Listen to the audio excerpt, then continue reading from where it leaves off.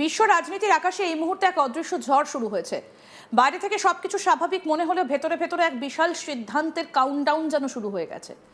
আন্তর্জাতিক সংবাদ মাধ্যমের সূত্র বলছে, আমেরিকার প্রেসিডেন্ট ডোনাল্ড ট্রাম্প সম্প্রতি ওয়াশিংটনে শীর্ষ সামরিক কমান্ডারদের সঙ্গে এক গোপন বৈঠক করেছেন। সেই বৈঠকে নাকি শনিবার বড়সড় সামরিক হামলার জন্য সবথেকে উপযুক্ত সময় হিসেবে চিহ্নিত করা হয়েছে। চূড়ান্ত নির্দেশ দেবেন অবশ্য একাই ট্রাম্প। আর নানা কূটনৈতিক ইঙ্গিত বলছে সেই সিদ্ধান্ত হয়তো ইতিমধ্যে নেওয়া হয়েও গেছে, শুধু ঘোষণাটা বাকি।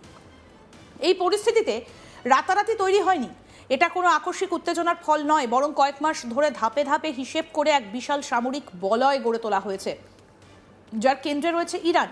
যেন দাবার বোর্ডে ধীরে ধীরে ঘুঁটি সাজিয়ে এমন অবস্থানে আনা হয়েছে যেখানে শেষ চালটা দিলেই খেলা শেষ। তেহরানকে ঘিরে ফেলার এই কৌশল এতটাই নিখুঁত যে সামরিক বিশ্লেষকরা বলছেন আধুনিক ভূরাজনীতিতে এমন পরিকল্পিত ঘেরাটোপ খুব কমই দেখা গেছে।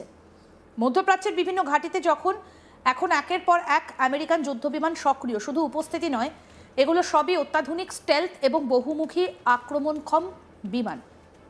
কাতারের আল উলেইদ এয়ারবেস, যা আমেরিকার সেন্ট্রাল কমান্ডের স্নায়ুকেন্দ্র হিসেবে পরিচিত, সেখানে রয়েছে F-22 র্যাপ্টর এবং F-35 স্টেলথ বিমান। এই ঘাঁটি থেকে পুরো মধ্যপ্রাচ্যের আকাশে নজরদারি করা যায়। সৌদি আরবের প্রিন্স সুলতান এয়ারবেসে মোতায়েন রয়েছে F-15, F-35 রিফুয়েলিং ট্যাঙ্কার এবং রিকনেসাস বিমান। শুধু আক্রমণ নয়, প্রতিরক্ষার জন্যও সেখানে নতুন করে এয়ার ডিফেন্স মিসাইল ব্যাটারি বসানো হয়েছে। সংযুক্ত আরব আমিরাতের আল ধাফরা এয়ারবেস এই সামরিক বলয়ে আরও শক্তি যোগ করেছে। এখানেও রয়েছে F-22, F-35, যেগুলো স্টেলথ প্রযুক্তির কারণে র্যাডারে ধরা পড়া কঠিন। জর্ডানের মুয়াফাক সালতি এয়ারবেসে রয়েছে F-35A এবং F-15E যুদ্ধ বিমান। এই ঘাঁটির গুরুত্ব আগেই বোঝা গিয়েছিল যখন এখান থেকেই ইরানের ড্রোন ভূপতিত করা হয়েছিল বলে দাবি ওঠে। এই সব ঘাঁটি মিলিয়ে একটা বিশাল সামরিক বৃত্ত তৈরি হয়েছে। বৃত্তের কেন্দ্রে তেহরান, আর চারপাশে যুদ্ধ বিমান, নজরদারি, প্রতিরক্ষা ও আক্রমণ সব প্রস্তুত। আগের উত্তেজনাগুলোতে সাধারণত এক বা দুদিক থেকে সামরিক চাপ তৈরি হতো, কিন্তু এবার যে প্রস্তুতি দেখা যাচ্ছে তা বহু দিক থেকে একযোগে আঘাতের সম্ভাবনার ইঙ্গিত দিচ্ছে। এই কৌশল সামরিক ভাষায় মাল্টি অ্যাক্সেস স্ট্রাইক হিসেবে পরিচিত, অর্থাৎ একসঙ্গে বিভিন্ন দিক থেকে হামলা যাতে প্রতিপক্ষ বিভ্রান্ত হয়ে পড়ে। সমুদ্রপথেও একই রকম প্রস্তুতি। আরব সাগরে ইতিমধ্যেই অবস্থান নিয়েছে আমেরিকান বিমানবাহী রণতরী USS আব্রাহাম লিঙ্কন। এর দিকে এগিয়ে আসছে আরও শক্তিশালী carrier group USS Gerald R Ford. এই দুই বিশাল রণতরীর সঙ্গে রয়েছে একাধিক ডেস্ট্রয়ার, ফ্রিগেট এবং সাবমেরিন। পারস্য উপসাগর ও ওমান উপসাগরে ছড়িয়ে থাকা এই নৌবহর যে কোনো সময় দূরপাল্লার মিসাইল হামলা চালাতে সক্ষম। বিশ্লেষকরা বলছেন, একক অপারেশন থিয়েটারে আমেরিকার এত বড় নৌবাহিনী মোতায়েন করা বিরল ঘটনা। এর অর্থ সম্ভাব্য সংঘর্ষকে আমেরিকা অত্যন্ত গুরুত্ব দিয়ে দেখছে। এই সামরিক প্রস্তুতির সবথেকে তাৎপর্যপূর্ণ দিক তার ভৌগোলিক বিস্তার। যুদ্ধের পরিকল্পনা যেন একদিক থেকে নয়, চারিদিক থেকেই। খবর মিলেছে ইউরোপের ন্যাটো ঘনিষ্ঠ ঘাঁটি থেকেও আমেরিকান বিমান উড্ডয়ন করতে পারে, যেখান থেকে তেহরানে পৌঁছতে সময় লাগবে মাত্র কয়েক ঘন্টা। অর্থাৎ সম্ভাব্য হামলার রুট শুধু মধ্যপ্রাচ্যেই সীমাবদ্ধ নয়, ইউরোপের আকাশপথেও জড়িয়ে থাকতে পারে। এদিকে ভারত মহাসাগরের গুরুত্বপূর্ণ দ্বীপ ঘাঁটি দিয়েগো গার্সিয়া নিয়েও কূটনৈতিক গুরুত্ব বাড়ছে। জানা গিয়েছে, ট্রাম্প ব্রিটিশ নেতৃত্বকে স্পষ্ট জানিয়েছে এই ঘাঁটি কোনো পরিস্থিতিতেই অন্য কারো হাতে তুলে দেওয়া যাবে না, কারণ যদি ইরান কোনো চুক্তিতে রাজি না হয় তাহলে এই ঘাঁটি থেকে দীর্ঘ পাল্লার বোমারু বিমান ব্যবহার করে তেহরানের সামরিক অবকাঠামো নিষ্ক্রিয় করা হবে। সেখানে ইতিমধ্যেই B-2 স্টেলথ বোমারু এবং B-52 দীর্ঘপাল্লার বোমারু বিমান রয়েছে। B-2 বিমান বহন করতে পারে বিশাল বাংকার বিধ্বংসী বোমা, যা মাটির গভীরে থাকা শক্তিশালী ঘাঁটিগুলোকেও ধ্বংস করে দিতে পারে। B-52 আবার 1000 কিলোমিটার দূরের লক্ষ্যবস্তুকে আঘাত করতে সক্ষম। ফলে তেহরানের জন্য আকাশপথে প্রায় সব দিকই এখন ঝুঁকির মধ্যে। শুধু আক্রমণ নয়, নজরদারির ক্ষেত্রেও চলছে নিরবিচ্ছিন্ন প্রস্তুতি।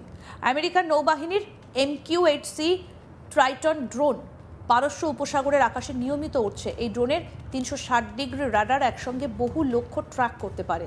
এর প্রধান কাজ হলো ইরানের নৌবাহিনীর ঘাঁটি, জাহাজ এবং অবকাঠামোর বিস্তারিত মানচিত্র তৈরি করা, যাতে প্রথম ধাক্কাতেই তাদের সামুদ্রিক শক্তি দুর্বল করা যায়। অর্থাৎ সম্ভাব্য সংঘর্ষের শুরুটা হতে পারে সমুদ্রপথে ইরানের ক্ষমতা ভেঙে দেওয়ার মাধ্যমে।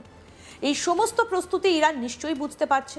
ইরানের প্রেসিডেন্ট মাসুদ পেজিশকিয়ান প্রকাশ্যে বলেছেন তিনি মরতে প্রস্তুত, কিন্তু পিছু হটবেন না। এই বক্তব্য শুধু আবেগ নয়, বরং প্রতিরোধের রাজনৈতিক বার্তা। স্যাটেলাইট ছবিতে দেখা যাচ্ছে ইরানের বহু সামরিক এবং পারমাণবিক স্থাপনাকে কংক্রিট ও মাটি দিয়ে ঢেকে শক্তিশালী বাংকারে পরিণত করা হচ্ছে। প্রাচীন সামরিক কমপ্লেক্সে বিশেষভাবে জোর দিয়ে দুর্গীকরণ চলছে, যেন তেহরান বলছে তোমরা আঘাত করতে পারো, কিন্তু আমাদের ভেঙে দেওয়া সহজ হবে না।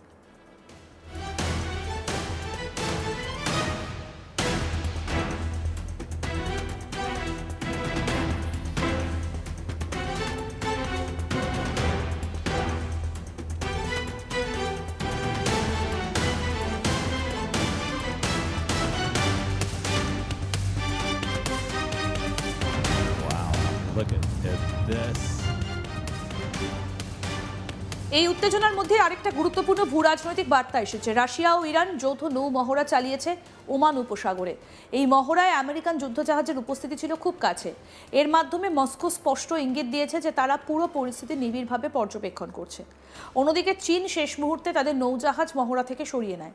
বিশেষ বিশ্লেষকরা বলছেন বেজিং হয়তো সরাসরি সংঘর্ষে জড়িয়ে পড়তে চাইছে না, বিশেষ করে এমন একটা সময় যখন বৈশ্বিক অর্থনীতি নিজেই নড়বড়ে অবস্থায় রয়েছে। ফলে ইরানের পক্ষে আন্তর্জাতিক সমর্থনের সমীকরণ আরও জটিল হয়ে উঠেছে। কূটনীতির ময়দানেও চেষ্টা হয়েছিল। ওয়াশিংটন এবং তেহরানের মধ্যে পারমাণবিক আলোচনা শেষ হয়েছে জেনেভায়। দুপক্ষই আলোচনা গঠনমূলক বললেও বাস্তবে বড় কোনো অগ্রগতি হয়নি। মূল মতভেদ থেকেই গেছে। ইরান জানিয়েছে তারা নতুন প্রস্তাব নিয়ে কয়েক সপ্তাহের মধ্যে ফের আলোচনায় বসতে প্রস্তুত। কিন্তু প্রশ্ন হলো, এই সময় কি সত্যিই আছে? যখন বোমারু বিমান প্রস্তুত, ড্রোন আকাশে, নৌবহর মোতায়েন, তখন সময় যেন দ্রুত ফুরিয়ে আসে। আন্তর্জাতিক বাজারে এই উত্তেজনার সংকেত ইতিমধ্যে বুঝে ফেলেছে। কোনো আনুষ্ঠানিক যুদ্ধ ঘোষণা হয়নি, তবুও সোনার দাম ঐতিহাসিক উচ্চতায় পৌঁছেছে। ভারতে একদিনে সোনার দাম লাফিয়ে কয়েক হাজার টাকা বেড়ে গেছে। তেলের বাজারে অস্থিরতা বাড়ছে। এর মূল কারণ হলো হরমুজ প্রণালী। বিশ্বের মোট তেলের প্রায় 20% এই সরু সমুদ্রপথ দিয়ে যায়। যদি যুদ্ধ শুরু হয় এবং এই পথ বন্ধ হয়ে যায়, তাহলে তেলের সরবরাহ শুধু কমবে না, প্রায় থমকে যেতে পারে। তার প্রভাব পড়বে বিশ্বের প্রত্যেকটা দেশে, বিশেষ করে আমদানি নির্ভর দেশগুলোতে। এই পুরো পরিস্থিতিকে বিশ্লেষণ করলে বোঝা যায় এটা শুধু আমেরিকা বা ইরানের দ্বন্দ্ব নয়, এর সঙ্গে জড়িয়ে আছে বিশ্ব রাজনীতির ক্ষমতার ভারসাম্য, জ্বালানি নিরাপত্তা, আঞ্চলিক প্রভাব এবং ভবিষ্যতের ভূ রাজনৈতিক মানচিত্র। আরও আপডেট পেতে দেখতে থাকুন আজ তাক বাংলা। সাবস্ক্রাইব করুন, নোটিফিকেশন পেতে বেল বাটন অপশন প্রেস করুন।